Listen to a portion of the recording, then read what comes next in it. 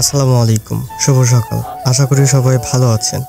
আজকে শুনলাম যে আমাদের মলিকপুর ফ্রিঘাটে যে ব্রিজের কাজ করার কথা ছিল, মানে ইট চলে আসছে শুনলাম। আজকে আপনাদেরকে ঘুরে দেখাবো। অলরেডি গাড়ি চলে গেল ইট ফেলে রেখে। তো আপনাদেরকে বিস্তারিত ঘুরে দেখাবো যে কতটুকু কি কাজ হচ্ছে।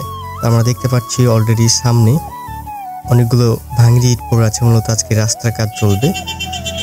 তো দেখতে পাচ্ছেন এখানে আরেক ট্রাক চলে আসছে, এখানে ফেলবে সম্ভবত। দুই ট্রাক আসছে, এক ট্রাক অলরেডি ফেলানো হয়ে গেছে আর এক ট্রাক ফেলছে, মানে ভাঙড়ি যে ইটগুলো আছে।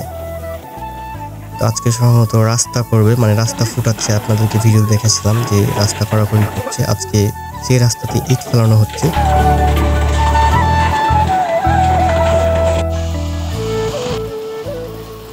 তো ইট ফেলে এগুলো একটু সমান করে নিচ্ছে, মানে গাড়ি উপর দিয়ে যেন রাস্তা চলাচল করতে পারে, তাই চাপা দিয়ে দিচ্ছে, মানে ওই ট্রাকটা দিয়ে।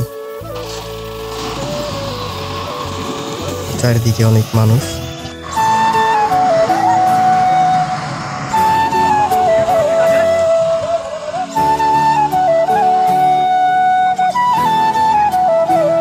তো ভালোভাবে এটা চাপা দিয়ে দিচ্ছে যেন উঠে না যায়।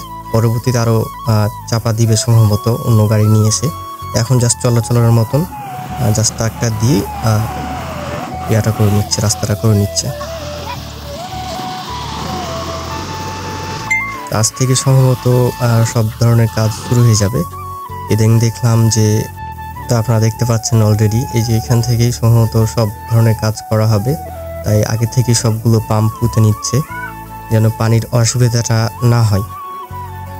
এটা মূলত শাহ আলম ভাইয়ের বাড়ির যে কল ছিল ওইটা ভেঙে পাম্পটা পুঁতানো হচ্ছে। এখান থেকে সব ধরনের পানি নেওয়া হবে, মানে ঘর বানানো হবে। মূলত দেখতে পাচ্ছি আর একটা ইট চলে আসছে এখানে একটা ঘর বানানোর জন্য, মানে যারা এখানে থাকবে মূলত তাদের জন্য ঘর বানানো হবে। বানানোর জন্যই ইটগুলো নিয়ে আসা হচ্ছে। এইখানে সম্ভবত রুম হবে। দেখতে পাচ্ছেন চারিদিক চারকোনাভাবে কাটানো আছে, এখানে রুমটা করা হবে। আজকের ভিডিও এই পর্যন্তই। যদি ভালো লাগে তাহলে অবশ্যই আমাদের পেজটি ফলো করে রাখবেন। পরবর্তীতে আমরা আরও আপডেট নিয়ে আসবো বা পরবর্তীতে কি কি কাজ হবে সেগুলো দেখানোর চেষ্টা করব। ধন্যবাদ।